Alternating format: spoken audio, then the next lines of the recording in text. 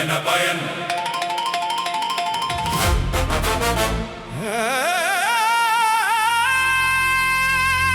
என்ன பயன்? உயிர் வாழ்ந்தும் உண்மை காண வாழ்வு.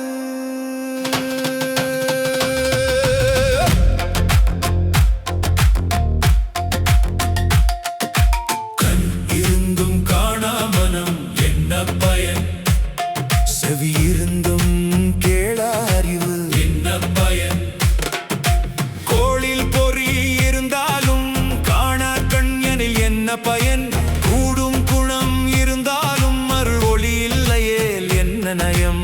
என் குணத்தான் திருவடியே உயிர் தாங்கும் நிலையான வழி. பிறவி பெருங்கடல் கடக்க அதுவே கரை சேர்க்கும் ஒளி.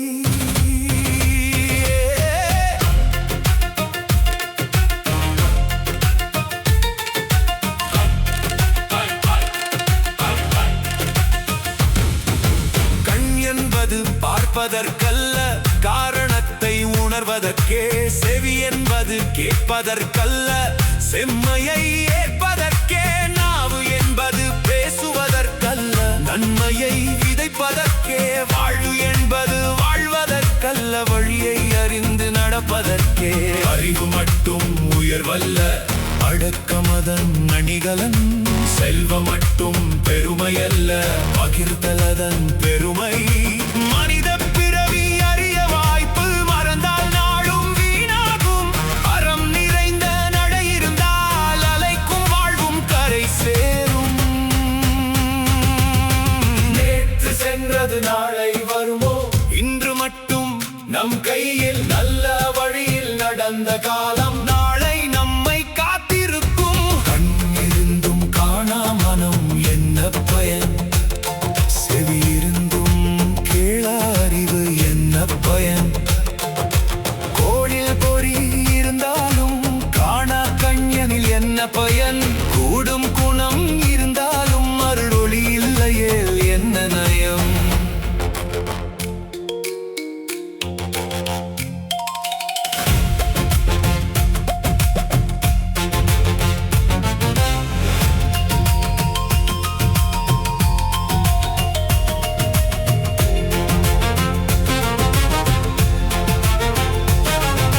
பிறவி என்பது பெருங்கடல். ஆசை என்பது அதன் அலைகள். அகந்தை என்பது அதன் புயல்கள். அறம் என்பது கரை காட்டும் விளக்கு. அதை பற்றிய உள்ளங்களுக்கு அச்சம் வந்து தங்காது. உண்மை தாங்கிய நடை போனால் உலகம் கூட மாறிவிடும்.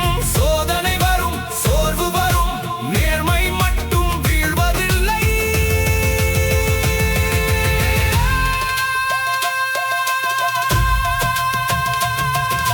கற்றது மனதில் ஒளியாகட்டும், செய்தது உலகில் நிழலாகட்டும். விட்டுச் செல்லும் செல்வம் எல்லாம் வாழ்ந்த நெறிய நிலையாகட்டும்.